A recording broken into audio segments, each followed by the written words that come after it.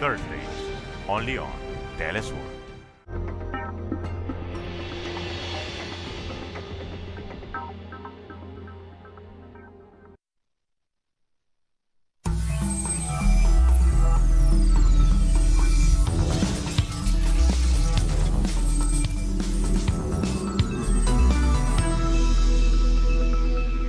Hurricane Dorian has battered the Bahamas as it reached a Category 5.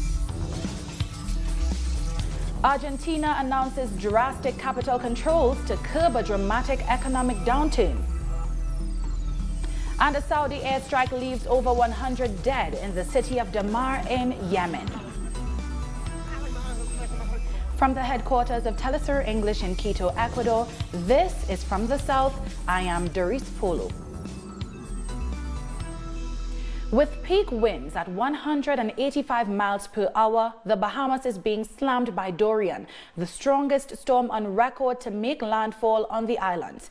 The eye wall of the catastrophic Category 5 hurricane has hit Elbow Key and Marsh Harbor in the Bahamas' Abacos Islands. Grand Bahama residents have been evacuating from its predicted path. Roofs have been blown off, homes and vehicles have been destroyed with fallen trees and massive flooding.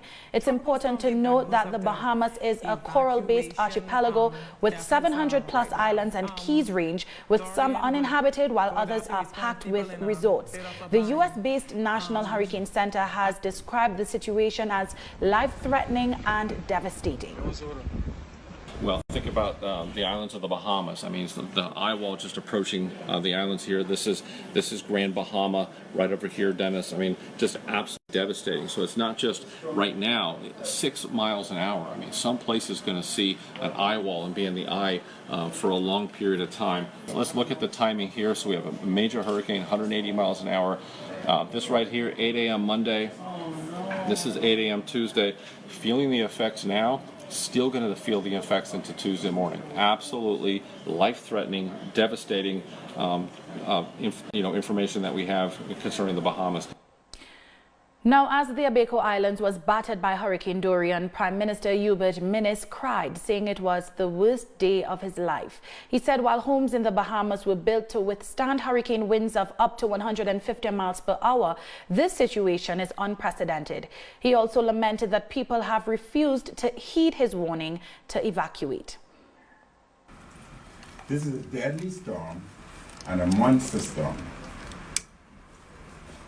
On 2 previous occasions, I've asked Bahamians to leave the Keys and those at West and East End to move to the central aspect of the island. Many had not heeded my warning. Many had remained behind, and still there are individuals within the western area who still refuse to leave. Great portions of Grand Bahama was underwater. The airport was underwater, and the flooding had extended as far as Freeport. Freeport is an area that we're using as shelter, and therefore one can expect even more flooding than we experienced in 2016. Still, Prime Minister Minnis remained optimistic and challenged the opposition to support the government's efforts to pass legislation for mandatory evacuations once Parliament resumes. Unfortunately, today we do not have legislation in place for mandatory evacuation.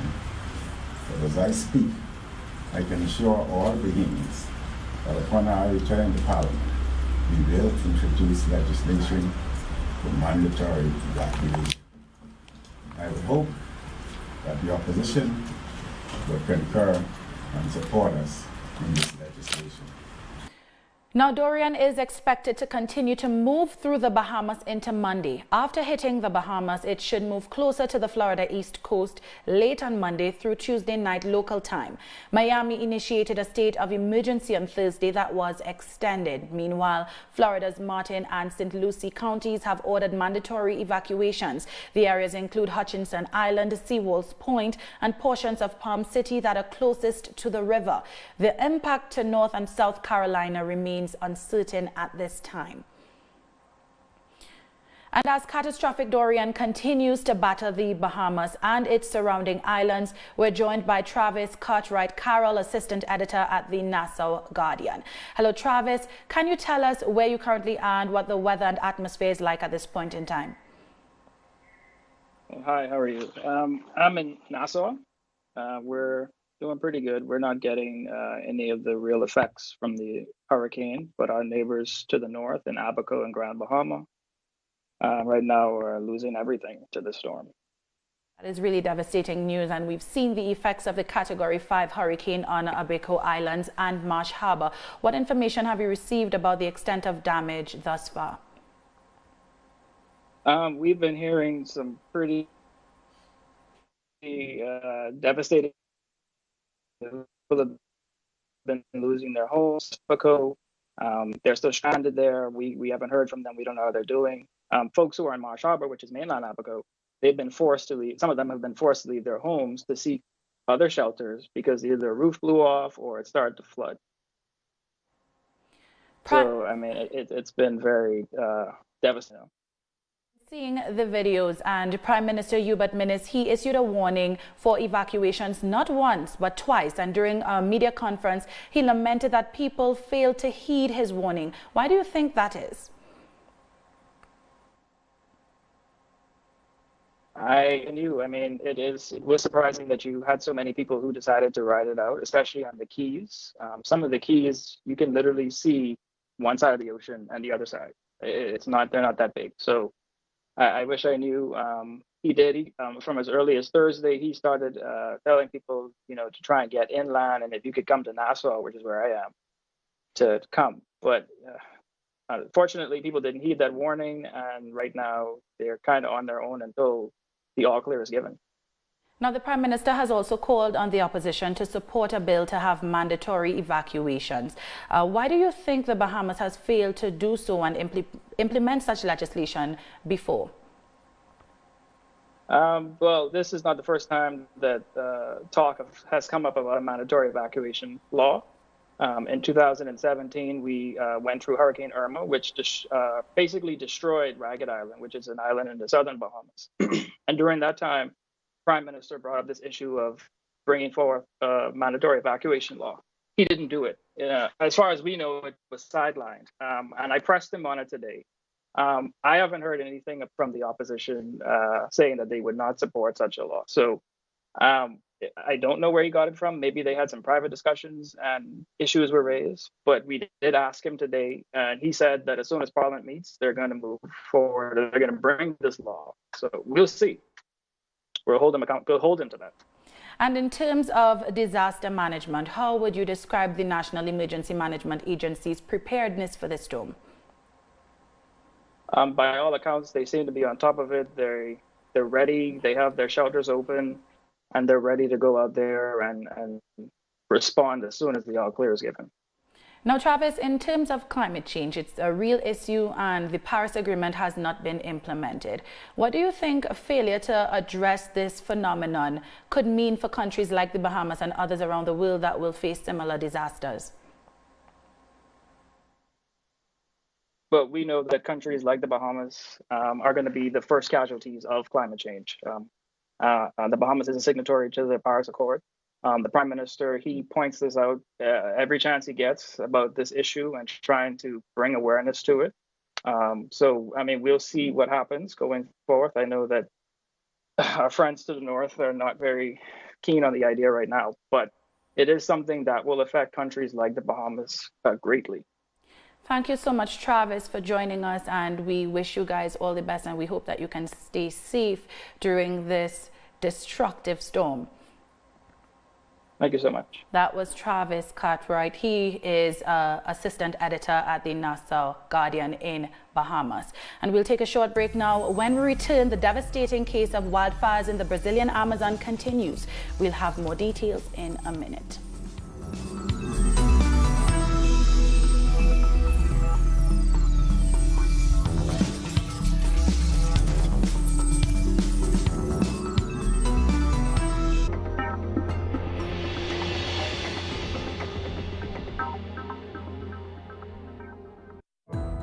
Our actions have an impact on the environment.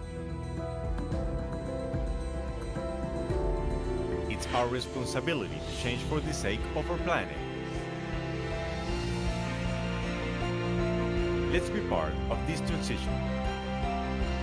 Watch, preserve, and protect your Earth. Green Zone. Wednesdays, only on Telesur.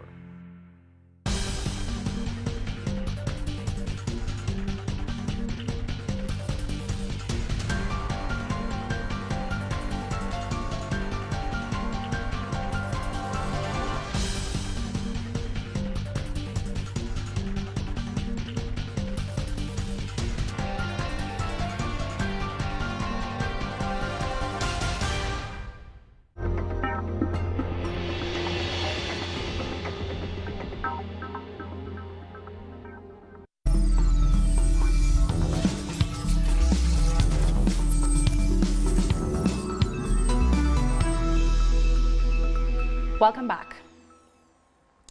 Fires in the Brazilian Amazon have been burning for close to a month now, as countless hectares of vegetation and an unknown amount of biodiversity have been lost, and the country's far-right government has done little to mitigate the crisis. Indigenous communities and social organizations have laid the blame for the fires at the feet of illegal ranchers and soy farmers who allegedly started the fires to take over the land. Our correspondent Brian May has the latest from Porto Velho in the state of Rondônia. I've been in Rondônia for a week now, and it's time to return to São Paulo. I've seen some pretty horrible things here in the last week.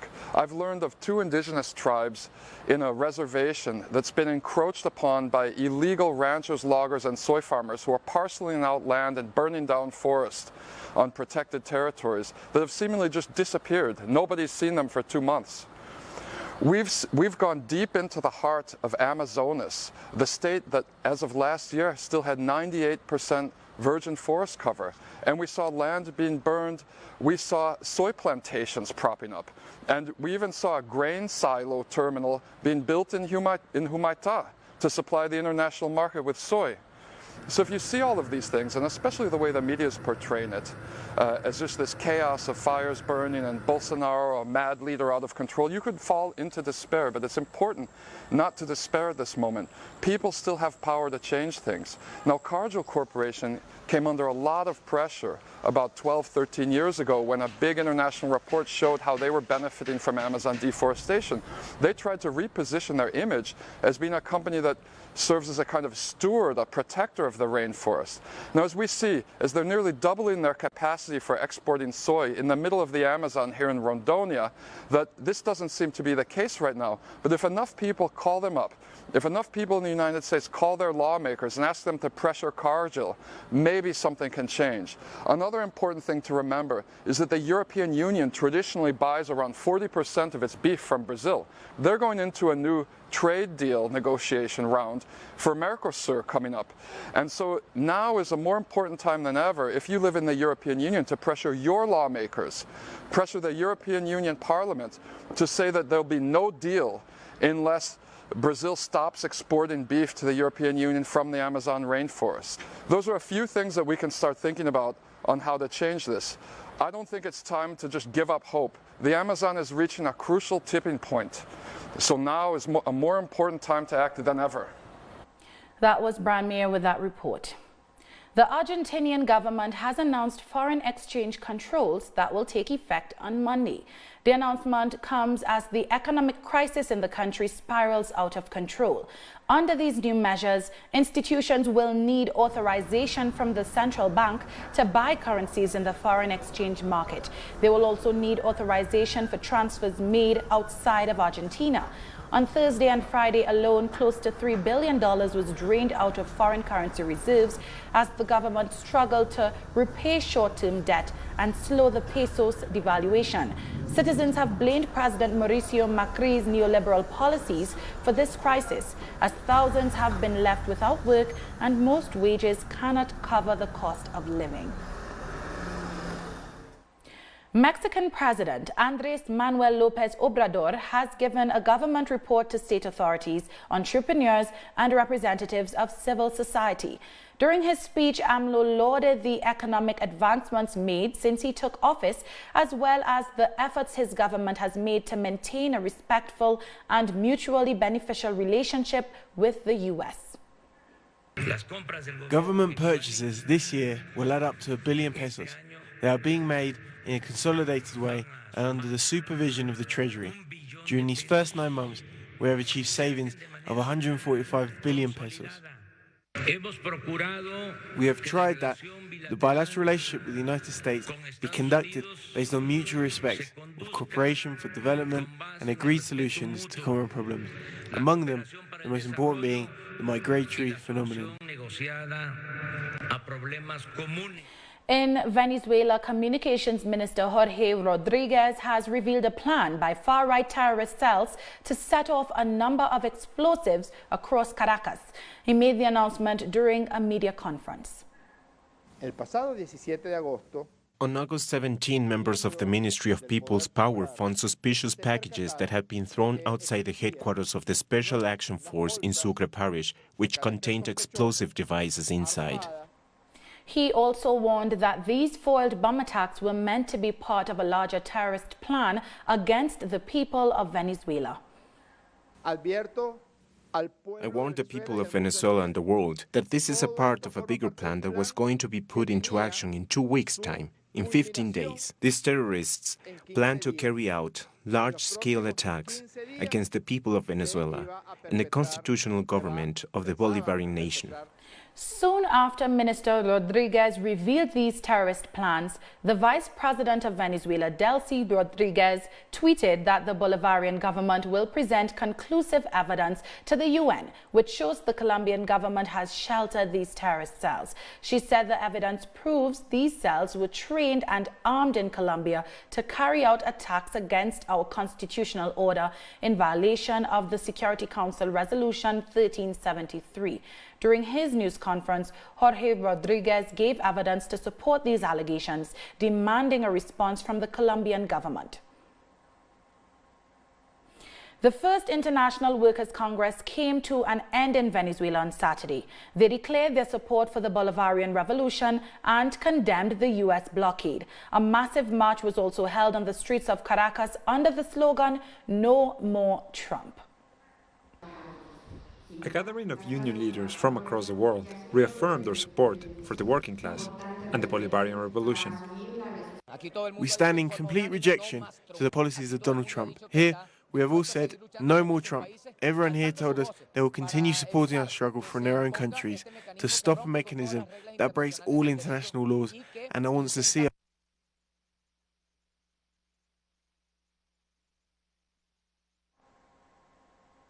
Coming up after the break, the U.S. experiences yet another mass shooting.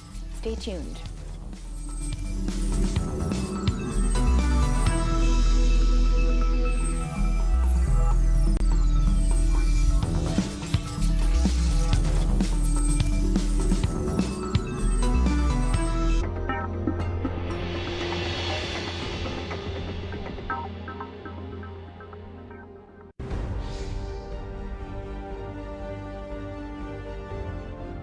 Acompañamos a los pueblos que resisten en cada una de sus luchas. Somos esa ventana que se abre para visibilizarlos entre fronteras.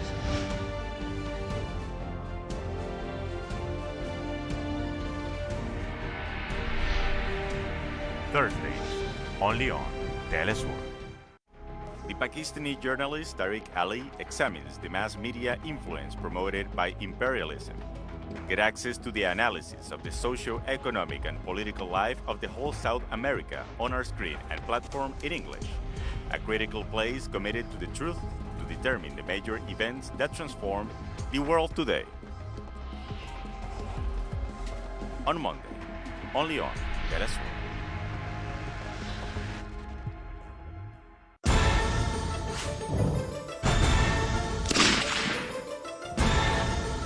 Who's moving the chassis? What interests and motivate the actors behind each event? Se despliega el tablero. Uncritical Moves investigates every event from Monday to Friday.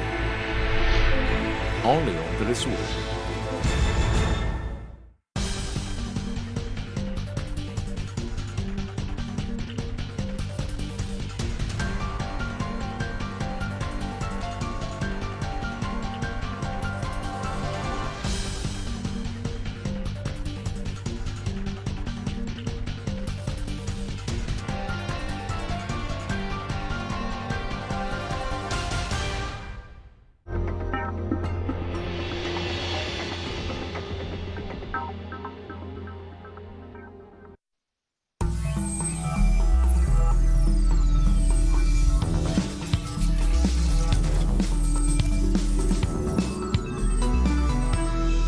Welcome back.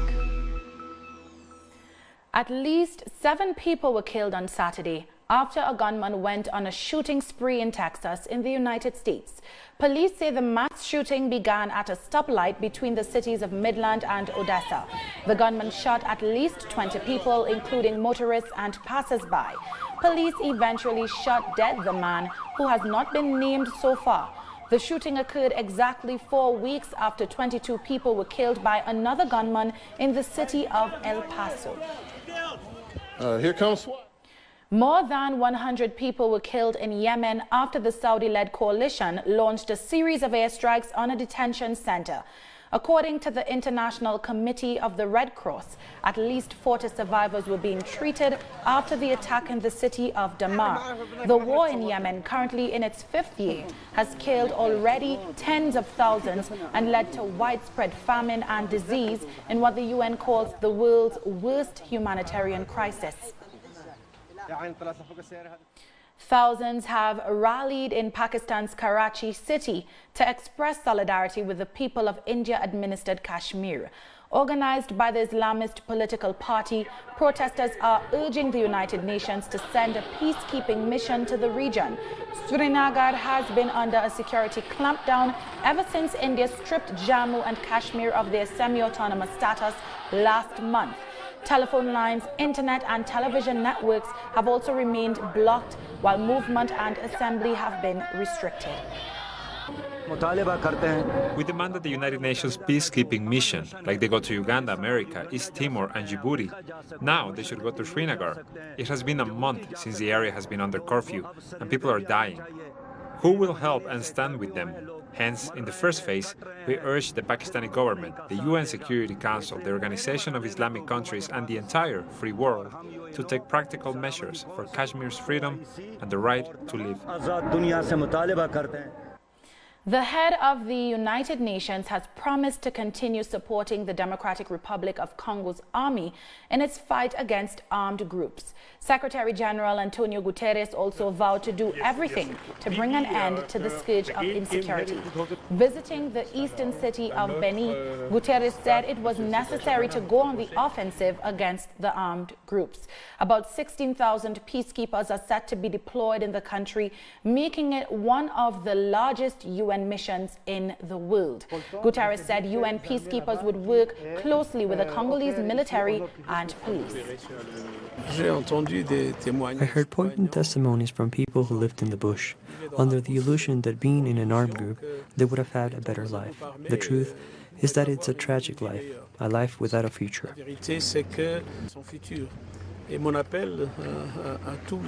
I call out to all the fighters of the armed groups who are still in the bush, that they may also present themselves, that they may also come to a center like this one and think about a new life in peace in the communities they come from, and reintegrating themselves in a harmonious way into society.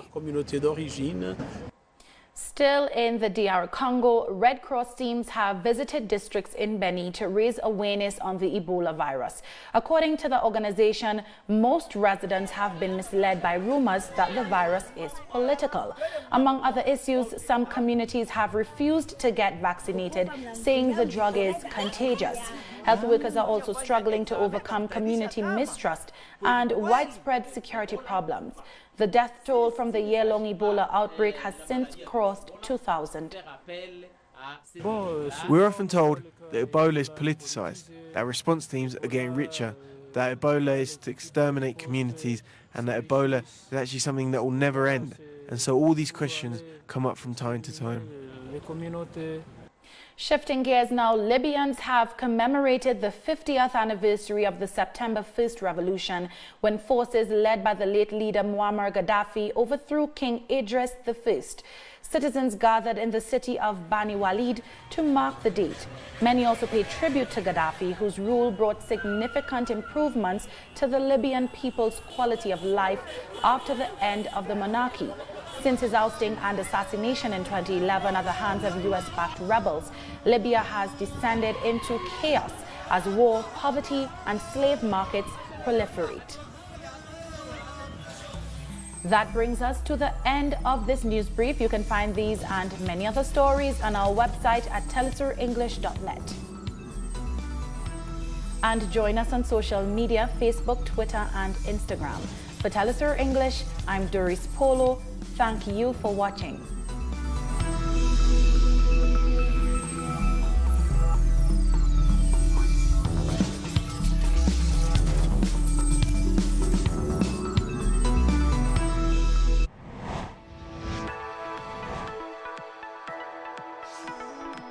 Discover the cultural diversity that defines a continent.